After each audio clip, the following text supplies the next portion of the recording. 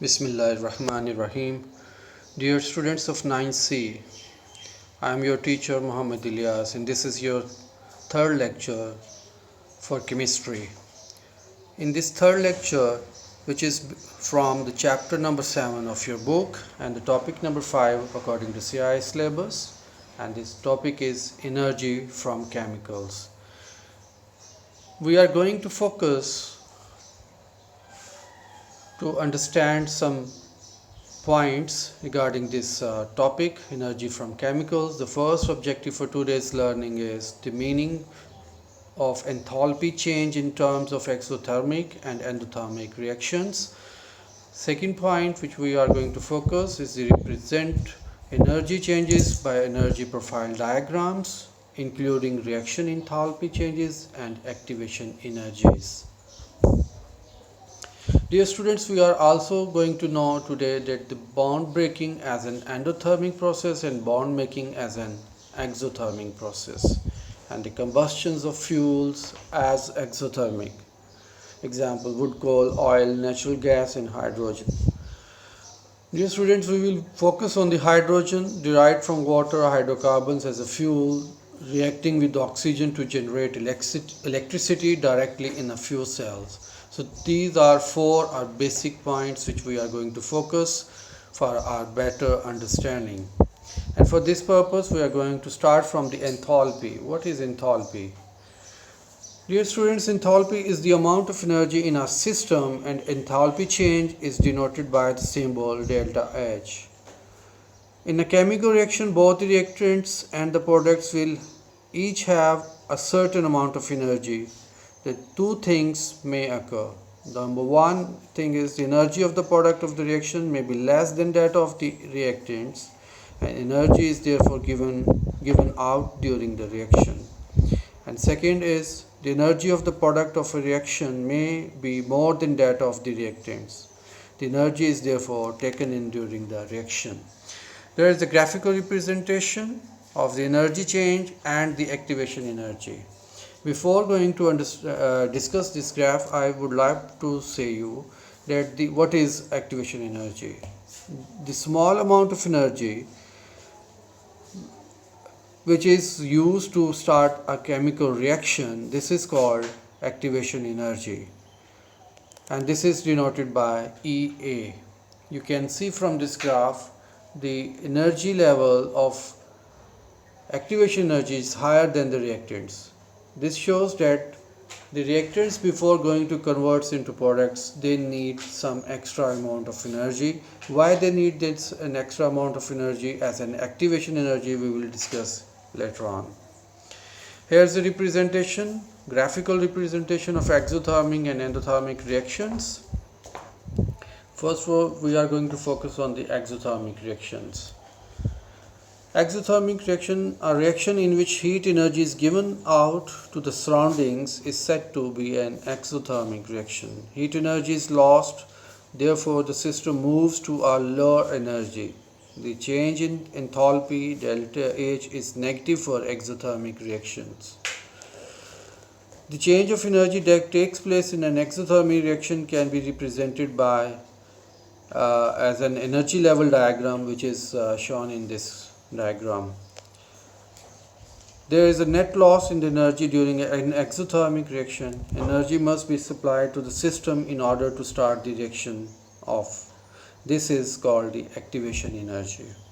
Notice that delta H is the difference between the energy level of the reactants and the energy level of the products, and does not include the activation energy. Dear students, when the enthalpy change for a reaction is given, it is usually written to the right of the equation for the reaction. Now we are going to focus on the endothermic reaction. A reaction in which heat energy is taken in from the surrounding is said to be endothermic. Heat energy is gained, therefore the system moves to the higher energy level.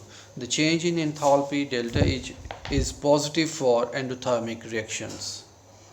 Although there is a net gain in the energy in the endothermic reaction, but activation energy is still required to start the reaction. Dear student, don't become confused by the sign H, delta H in the reaction. Remember that delta H is not the energy lost gain in the reaction, but the decrease or increase in internal energy resulting from a reaction. So this is the graphical representation of endothermic and exothermic reactions. Now we are going to summarize the difference between the exothermic and endothermic reaction.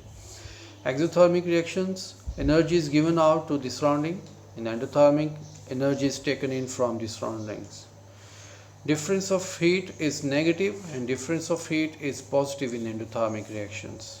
Products have less energy than the reactants in the exothermic reactions, and the products have more energy than the reactants in the endothermic reaction. So this is the summary which you have to have in your minds. Now we are going to move towards very important topic, how the bonds break and how the new bonds are going to make. In order to understand why the internal energy of a system changes and why activation energy is needed, as I said to you earlier, it is necessary to think about what is happening during a chemical reaction.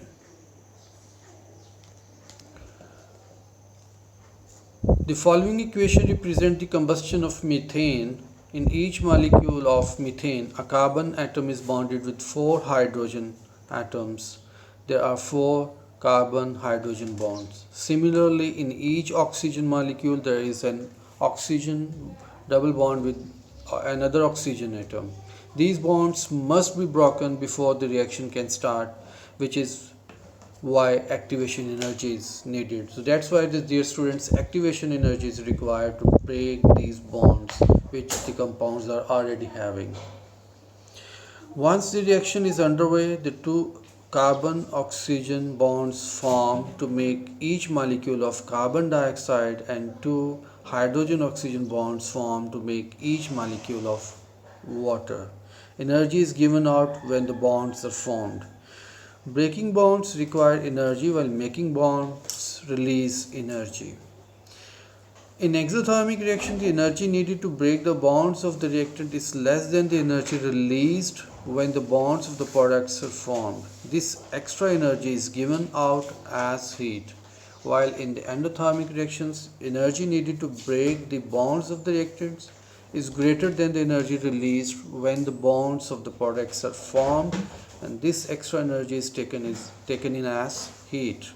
So dear students, now we have understanding of how the bonds makes and break. Now we are going to focus on the combustion of hydrocarbon. Combustion is an endothermic process. Energy is released in the form of heat and light. Most of the fuels commonly burned consist of either carbon or hydrocarbons. These are the group of chemicals consisting of hydrogen and carbon only. Here is an example that propane is going to react with oxygen and form the carbon dioxide and hydrogen. The combustion of hydrocarbon is very good for producing the heat because this is highly exothermic reaction. But the problem is this, that it produces the carbon dioxide, which is a pollutant in it for the environment. So we are moving towards another environment friendly cell, and that is called the fuel cell. Dear students, here are some advantages and disadvantages of the hydrogen cell. So we are going to focus on the advantages of hydrogen as a fuel cell. It is readily available, it does not produce harmful emissions as I discussed with you, so that's why no carbon product is used or produced in this hydrogen fuel cell, so it is highly environmentally friendly. It can be used as a fuels in rockets and the motor cars.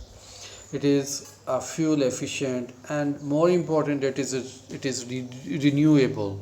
You can use it from again and again. We can get it by the electrolysis of the water or by the steam degradation of hydrocarbons. So this is not going to be deplete in any way in the coming future. Here are a few disadvantages of hydrogen fuel. Hydrogen is difficult and expensive to produce. by the process of electrolysis, and it is very difficult to store and transport because it is highly reactive. Fuel cells require pure fuel as a hydrogen pure. Platinum catalysts are expensive, which is used in the fuel cells. Proton exchange membranes must be kept moist, and hydrogen fuel cell stacks as are heavy. So these are the few disadvantages of hydrogen fuel cells. Dear students, here I have selected some questions for you as a homework from the chapter number 7, question number 7.1 to 7.2, which is on the page number 152. You have to solve these on your notebooks and submit in your groups. Thank you very much for being with me. I hope that you have understand all this today's topic. Please stay at home and stay safe. Allah Hafiz.